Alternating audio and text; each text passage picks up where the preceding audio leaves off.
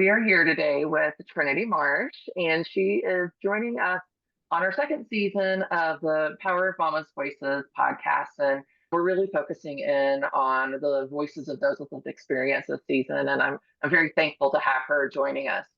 So, Trinity, first, we wanted to just kind of start with the end in mind. And what are a couple things that you want the audience and the listeners to hear from and learn from you?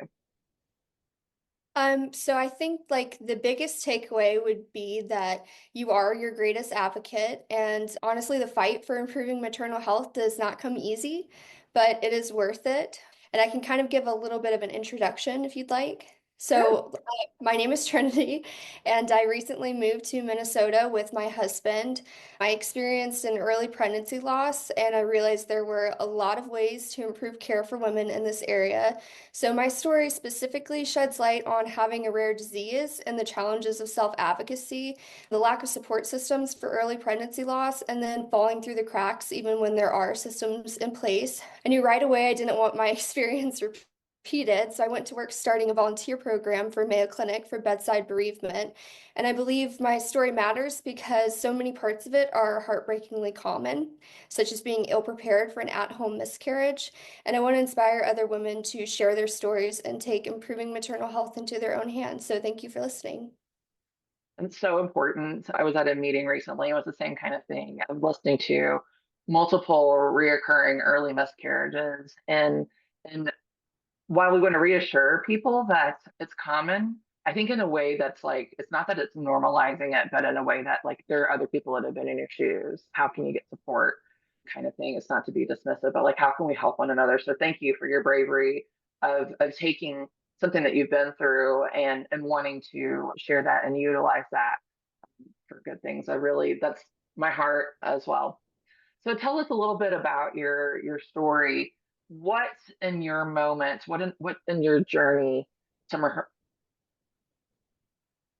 what moment in your journey to becoming a maternal health advocate, what stands out most in your mind? I think just saying that you kind of start out this fight for improving maternal health feeling already wounded. So not only was I going through a heartbreaking loss, but I had to go through each part of that process in my mind and figure out what went wrong, what could have gone better. And then I had to put myself out there and push to get in front of the right people. I had to retell my story with each new connection I made. And I really had to fight to stay true to my experience. And that last part is something that I felt was really important to touch up on because oftentimes when I shared my story to people that can fix the system and create this change, they were defensive and tried to shift blame onto me, even my partner. They tried to change or cover up details. And these people mean well, they really want to improve maternal health, but I think to say something needs improvement means to admit that there was stuff that went wrong or stuff that could have gone better. And that's a much harder feat. So I was really grateful to receive all the care that I did, and I have the greatest respect for the institution that I got care from. But I think that it's definitely an uphill battle. So you have to find people that are excited about this mission. And yeah, it's just really important to keep that in mind that it is definitely a challenge. How long after your losses did you start getting into advocacy work? It definitely wasn't long after at all. So it was about maybe a month or two after my miscarriage process, which was prolonged, that my insurance did a warm handoff to a nonprofit called the Star Legacy Foundation, which is actually based out of Minnesota. And I realized that there were nonprofits like this that could provide me those resources and that support that I didn't receive. And then I also connected to programs like the Hugs program based out of Madison, Wisconsin, and talked to them and realized, okay, there are programs that are able to kind of take that nonprofit model and replicate them in hospital systems. So once I learned about both of those two programs, I was like, this needs to happen. And I just think that my experience, I just felt like every single day that I wasn't doing something to fix this and make sure it wasn't repeated, other women were going through it and also falling through the cracks. So I think a big part of me kind of processing my own healing was making sure that I could help other people. That's such a common thread that we hear, and is one of my own experience as well. It's like I want to be able to help people find light after going through something so horrific, and life altering, that there's a pathway after such loss, and how we can work together, we can support each other, and really coming to the place of like, I want the next family not to have the same experience. I want my children not to have the same experience that I went through. And I was explaining that to my daughter last week. She was, why do you do this work? And I said, because I don't want you to go through the same thing I did. And so it's really becomes this generational thing. It becomes this like life purpose thing to making sure that other people have better experiences than we Yeah, that's a do. beautiful way to put it. Mhm. So you talked about like your advocacy journey. If there's anything that you would want to share about your pregnancy journey, it's completely up to you if you want to share anything about that or not. And looking back, like, what are the warning signs that something might have been wrong? Yes. So this is definitely, I think, the bulk of what inspired me to take on advocacy work and really speaking up about my experience. There was definitely warning signs that things were going wrong before the miscarriage happened and then after the miscarriage itself with the at-home miscarriage procedure. So my pregnancy loss was complicated by an ultra rare blood disorder that I have. It's called congenital thrombotic thrombocytopenic purpura. And so it was a very involved miscarriage process. I started with an at-home miscarriage and then I had two subsequent D&C procedures. So it took about a month to get through the physical loss of my baby. And it started pretty early on with an ER visit because I had intense abdominal pain. And one of the providers that I saw that day actually came in and told me that I didn't have the condition that I had. And even if I did, it wouldn't be dangerous until after delivery. And that was a lot to handle. I wish they would have taken a second to ask why I thought I had the disease I have, because I did have all of the diagnosis paperwork in my purse just ready to prove it. And just how dangerous that information was, because with this condition, there's a 90% mortality rate if you don't get prompt treatment. But I think that I was just a little bit too tired after 5 hours in to kind of fight and advocate for myself. But a couple weeks later, after hearing a healthy heartbeat twice, my symptoms started decreasing. And despite some worry, it seemed like each appointment was kind of reassuring me until the last ultrasound. And at that appointment, a second ultrasound was requested by the doctor because she said she couldn't get a good view. And so during the second ultrasound, I was looking up at the screen and joyfully commenting on how big the baby had gotten when the ultrasound tech interrupted my sentence with, "There's no heartbeat."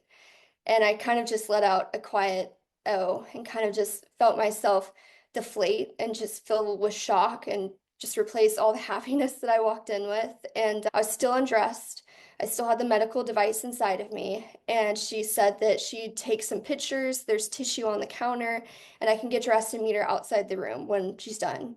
And my mind went blank. My hands just started shaking, but I kind of followed her directions and did what I was told. So I got dressed and followed her outside of the room and then waited in the doctor's office alone for 30 minutes, just in complete shock, silent.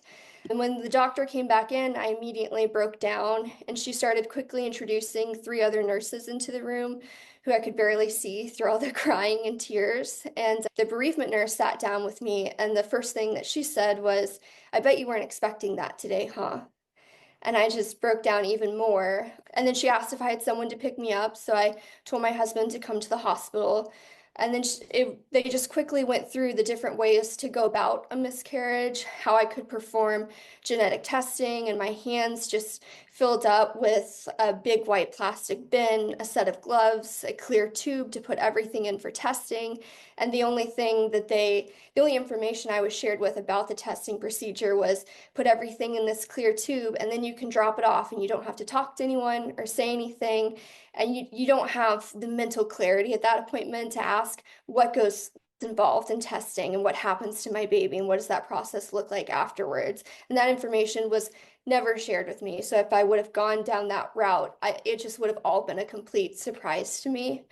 And then, you know, she did mention that there was some support materials and the mini binders that they gave me, but they were never pulled out. She never explained to me what they were for, what to do when I got home and I sat with this news that there's people that have been through what I'm about to go through and what I've already gone through, and that they can help me and that they're not connected to the institution. So there's just a variety of like local and national resources. But I really wasn't told any of that. So I kind of felt like I was taken care of as a patient and then quickly rushed out of the room to my next appointment. And I also wish that they would have offered to cancel that next appointment or have the phlebotomist come up to the room to do the blood draw in that same area. But instead, I, you know, walked to the next appointment having a panic attack and choking back tears and gasping for air.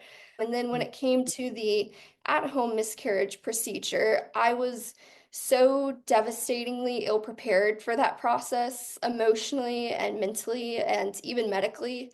It was only a 5-minute appointment where I took an oral pill and they just told me to go to the pharmacy and get more pills after. And I really wish that they would have walked me through what to mentally and emotionally expect and the warning signs to look for after a miscarriage, or at least just brought up support materials and resources that I could do on my own time when I got home. But instead, I was just given the sole instruction to look for the deflated golf ball and I'd be in the clear. So there's so much that I would say to a woman about to go through an at-home miscarriage that I wish I had the mental and emotional clarity to look up for myself. I would have prepared myself and my partner in the room very differently. I would have chosen to use a less used bathroom so I didn't have to continue to go back to that scene in the moments after. I would have had a potted plant ready for when I decided last minute that I couldn't put my baby in a tube for testing. So, after going through definitely the worst day of my life, it was a month before I'd even be through that physical part. So, a big kind of passion for me is to focus on at-home miscarriages because I just felt like there was so little support and information given to me going through that. I feel like, and I've said this many times before when I'm speaking, but when we talk about with when I talk to providers and nurses and things like that, I talk about birth trauma. One of the things I share with them is like if we can address the expectations and set the right expectations, because where expectations and reality different, that's like the breeding ground for trauma. And so, like, if you'd have been explained to what are the options fully through, like, what each one, what the pros and cons were, having really the true informed consent so that you were aware, and not just in that moment, but later on, so that you could get the right kind of support. It's just like people that have never been through this before, they don't know what to expect. And so you offered some really wonderful options, you know, for the next person, like you said, like helping the next person, some things to consider that you hadn't considered. Those have been fabulous things for those bereavement coordinator, bereavement nurse to talk with you about as well. And I don't know about you, I've seen it and I received one myself at one point in time, just like a sheet of kind of front and back, like here's some different groups that are out there, some different resources. But if someone had taken the time to like let's talk through them, let's make the phone calls together and helped in that, like let's find out when their next meeting is, where to go, those kind of things, like that support would have been helpful as well, because it just for a long time just sat by myself with my grief. And so a lot of different solutions that I think are wonderful and necessary. Yeah, and I can add on to that that even that piece of paper, that would have been so helpful to have been Mhm. given because I just don't, you're just not in a situation where you are the one that's able to seek out the help. You really need to be given help at that moment. And I think that's a big reason why the nonprofit, the Star Legacy Foundation, stood out to me because it was that warm handoff from my insurance provider that let them know this is someone who needs help. And so they reached out to me and called me and said, you know, are you ready to talk about this? And I think that that made the biggest difference because in the many conversations I've had with the program director, Lindsay Wimmer, she has shared that the hardest two sentences a woman can say at that point, or I lost my baby and I need help. And it's very difficult to get to that point where you're strong enough to reach out. And so you mentioned your insurance company made the referral to the Star Legacy Foundation. Yes. Oh, that's fantastic. That is a fantastic service that they did, and being able to make that connection to help you out. So that is really wonderful and heartening to hear. I mean, we talked about like what kind of support, like lack of it that you experienced. Was there anything that else that was like good once you maybe got connected with the Star Legacy Foundation or from friends or family? Yeah, so I the the Star Legacy Foundation itself was amazing, and they're so helpful, and having that warm handoff was honestly very, very much needed. But I also want to say that like the institution itself gave me a lot of great care too. And then first and foremost, I want to focus on the support that my husband gave me because he was there throughout the at-home miscarriage process and was also just emotionally torn apart by the loss of our pregnancy and the entire experience. And I want to make a quick note for other people that might have spouses in the medical field and might feel maybe a disconnect when something like this happens because at the time my husband was in school and learning just about everything that could go wrong with a pregnancy. So I think his mind was a lot more prepared for just how many things we were up against. But just because he was more prepared for a bad outcome doesn't mean he was less affected when it did happen. And so I'm really happy to share that we're currently expecting with our second pregnancy. And he's definitely been able to shift that perspective from how much can go wrong to the miracle of everything going right. And I also just wanted to share that I never had the chance to announce my pregnancy publicly the first time around, but I made the decision to announce our loss. And I realized so many relatives and close friends had been through this experience and carried it so close to their chest. And it was really healing to hear their stories and learn their babies' names and kind of share in our grief. And so I made the decision with our second pregnancy to announce early because I didn't want to wait to share our happiness. And I realized that I might have denied myself a larger support group had I not been open about our loss the first time around. But I will say when it comes to friends and family that it's really hard for people to know what to say and to say the right thing. And I'm sure that many listeners have a lot of instances popping up in their head when I say that. So I think that you have to decide what support is going to be right for you. But I definitely think get to the point where you can seek out support if it's not given to you. Yes, 100%. I can think of all those times in my mind so often when I'm faced with a friend that's had a loss, whether it's a pregnancy loss or just a grandparent, someone that's like well expected and has lived a long and wonderful, fruitful life. It's like it just sucks. It's just like there are no words, there's no right words besides this is terrible and I'm sorry. Because nothing can make it better. And so many things can sound just terrible when you're the person receiving them. And I've had to remind myself, I don't think out of a place of intentionally trying to be hurtful, it's just not knowing any better. So, but Mhm. it's hard. Then you have something else you have to process when you leave that situation. Yes. Has there been anything, was there a particular moment that you felt seen or heard? What made that, if so, what made that stand out to you? It was basically someone just saying exactly what you just said. So I want to reiterate that I did receive a lot of great care, and I had a lot of healing conversations with healthcare team members after going through that. So the week of my miscarriage, I had to go back into the hospital for a plasma infusion, and I was there laying in bed for hours and hours. And I was kind of writing in my notes app just my thoughts on everything that had happened that week. And I was asking myself, if I could improve one thing about this whole experience, what would it be? And like, what would have made the biggest difference to me? And I wrote down, I think just human touch and just the words that I'm sorry that this happened to you. And that just would have changed so much for me. And my infusion nurse was going through my chart and learned everything that was going on. And she placed her hand on my forearm and squeezed it tight, and my eyes just filled up with tears because I felt like, she was seeing my humanity and not just my medical presentation. And it meant the world to me. And it wasn't saying magical words or doing something, out of the ordinary. It was really just recognizing that loss and pain and grief. Did she go through your chart without you knowing it, or were there questions after Oh, you no, had to no. It explain? was it was relevant questions, and I had mentioned, some things that had happened that week, and we kind of got talking to about it. Okay, curious.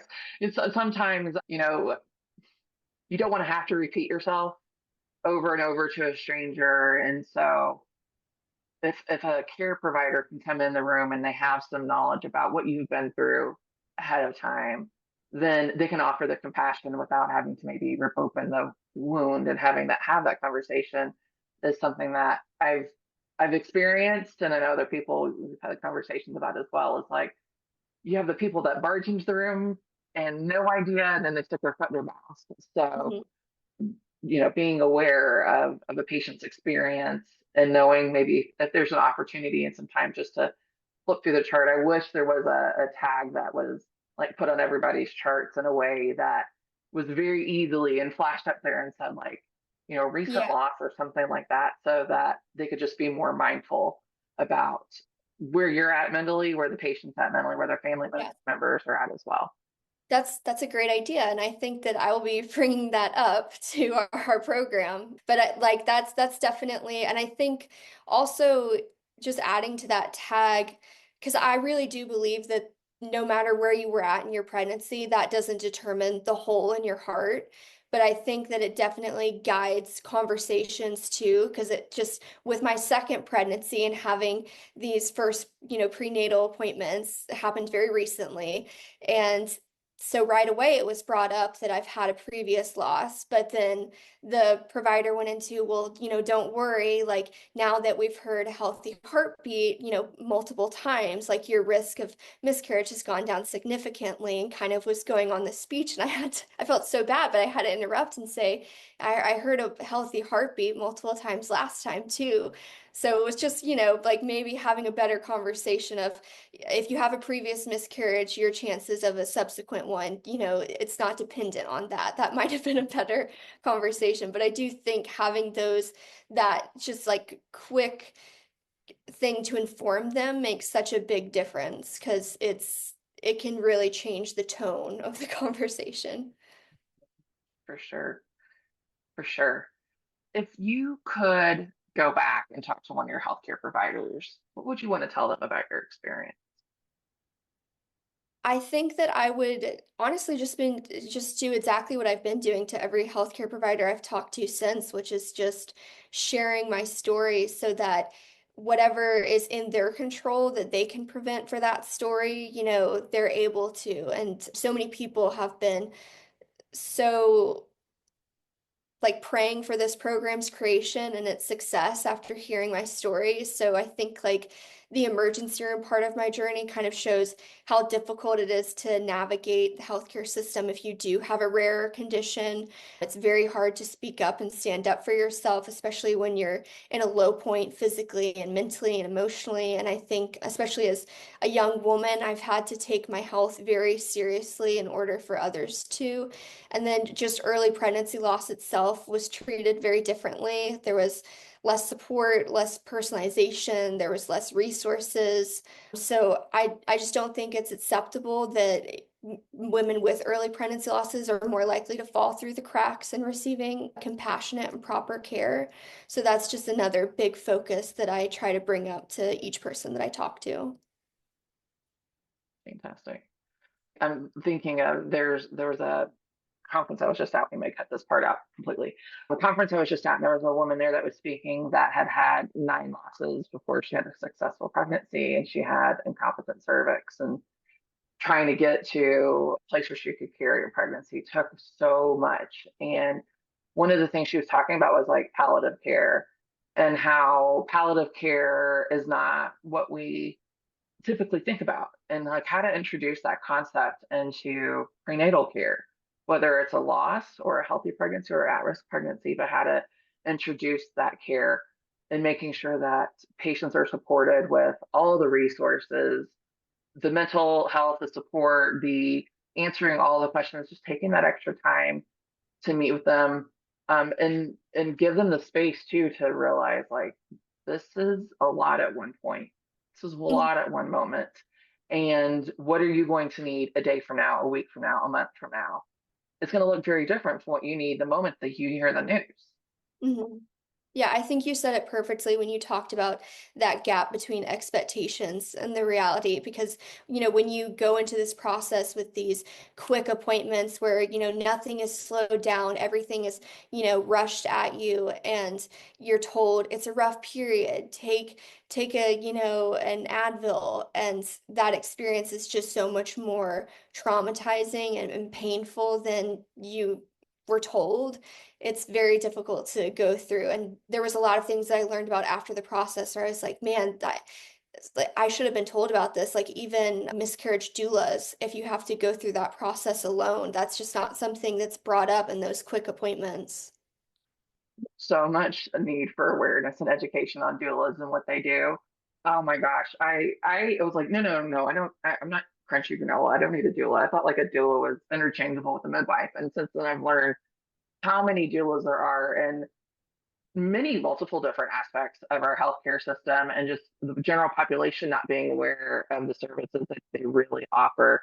And I agree with you, like miscarriage, bereavement doulas, like they serve such a special role, and being able to connect with one of them would be such a benefit.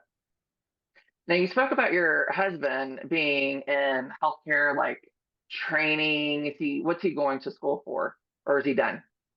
Well, he's currently in medical school, so he's wanting to become a doctor himself.